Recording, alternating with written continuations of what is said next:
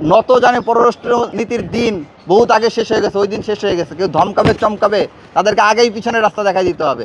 পররাষ্ট্রমন্ত্রীকে, পররাষ্ট্র উপদেষ্টাকে, পররাষ্ট্র দপ্তরকে কথা বলতে হবে ভারতের চোখে চোখ রেখে।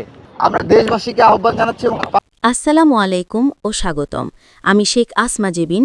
আপনি দেখছেন এসবিসি নিউজ 1। ঢাকা বিশ্ববিদ্যালয় ডাকসুর সাহিত্য ও সংস্কৃতি বিষয়ক সম্পাদক মুসাদ্দিক ইবনে মোহাম্মদ বলেছেন, বাংলাদেশের পররাষ্ট্র মন্ত্রণালয়ের উপদেষ্টা সচিবসহ ঊর্ধ্বতন কর্মকর্তাদের এখন ভারতের সঙ্গে চোখে চোখ রেখে কথা বলতে হবে।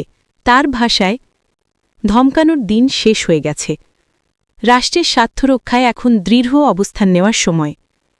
তিনি আরও অভিযোগ করেন যে ভারত বাংলাদেশের সীমান্তবর্তী জেলা নীলফামারী ও লালমনিরহাট এলাকায় সীমান্তের একেবারে কাছেই সেনা ক্যান্টনমেন্ট স্থাপন করছে, যা আন্তর্জাতিক আইন লঙ্ঘন করছে।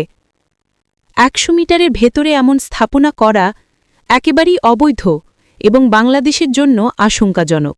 এছাড়া তিনি জানান, ১৩ অক্টোবর নিষিদ্ধ আওয়ামী লীগ যে লকডাউনের ডাক দিয়েছে তা প্রতিহত করা হবে। তার ভাষায়, নিষিদ্ধ ঘোষিত ছাত্রলীগ বা তাদের সহযোগীরা ঢাকা বিশ্ববিদ্যালয়ের আশেপাশেও আসতে পারবে না। শেষে তিনি জোর দিয়ে বলেন, বাংলাদেশের পররাষ্ট্র দপ্তর ও মন্ত্রণালয়কে ভারতের চোখে চোখ রেখে কথা বলতেই হবে। নত জানে পররাষ্ট্র নীতির দিন বহুত আগে শেষ হয়ে গেছে, ওই দিন শেষ হয়ে গেছে। কেউ ধমকাবে চমকাবে তাদেরকে আগেই পিছনে রাস্তা দেখাই দিতে হবে। পররাষ্ট্রমন্ত্রীকে, পররাষ্ট্র উপদেষ্টাকে, পররাষ্ট্র দপ্তরকে কথা বলতে হবে ভারতের চোখে চোখ রেখে। আমরা দেশবাসীকে আহ্বান জানাচ্ছি এবং পাশাপাশি আমরাও সমন্বয় করে আওয়ামী লীগের নৈরাজ্য প্রশাসনের বিতর্কিত ভূমিকার প্রতিবাদে ১৩ নভেম্বর দেশের গুরুত্বপূর্ণ স্থানের প্রতি আমরা দেখেছি এবং সংবাদ মারফতে আমরা জেনেছি যে পঞ্চগড়, কুড়িগ্রাম সহ প্রায় ৩টে জায়গায় বাংলাদেশের সীমান্তের খুব কাছাকাছি স্থানে তারা সেনা ক্যান্টনমেন্ট, সেনা ঘাঁটি এবং স্টেশন তৈরির উদ্যোগ নিয়েছে এবং কোনো কোনো জায়গায় আন্তর্জাতিক যে মানে নীতি, সেই নিয়ম নীতি লঙ্ঘন করে ১ কিলোমিটারের মধ্যে সেনা ঘাঁটি ও সেনা স্টেশন তৈরি করতেছে। তো সেই ক্ষেত্রে আমরা বাংলাদেশ গভর্নমেন্টের প্রতি আহ্বান জানাবো, নত জানে পররাষ্ট্র নীতির দিন বহুত আগে শেষ হয়ে গেছে, ওই দিন শেষ হয়ে গেছে। কেউ ধমকাবে চমকাবে তাদেরকে আগেই পিছনে রাস্তা দেখাই দিতে হবে। পররাষ্ট্রমন্ত্রীকে, পররাষ্ট্র উপদেষ্টাকে, পররাষ্ট্র দপ্তরকে কথা বলতে হবে ভারতের চোখে চোখ রেখে। চোখে চোখ রেখে জবাব দিতে হবে তারা কোন সাহসে এই ধরনের বাংলাদেশের নিরাপত্তার জন্য হুমকি, এই ধরনের পদক্ষেপ তারা গ্রহণ করলো।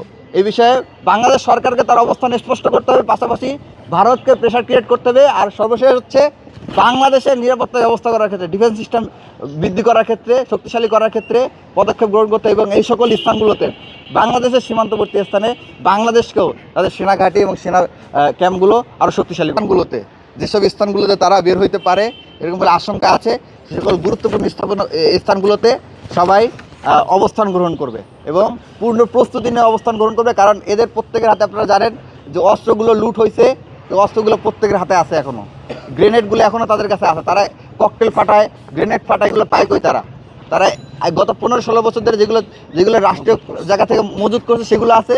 পাশাপাশি জুলাই অভ্যুত্থানের সময় যেই অস্ত্রাগারগুলো লুট করছে সেই অস্ত্রগুলো এখনও তাদের হাতে আছে। তো সুতরাং তাদের হাতে যদি অস্ত্র থাকে, আমরা একবারে বিনা প্রস্তুতিতে বসলে হবে না, আমাদের প্রত্যেককে পূর্ণ প্রস্তুতি নিয়ে অবস্থান নিতে হবে। আমাদের এই দুটো কর্মসূচি এবং পাশাপাশি আমরা আরেকটা বিষয়ে আহ্বান জানাচ্ছি।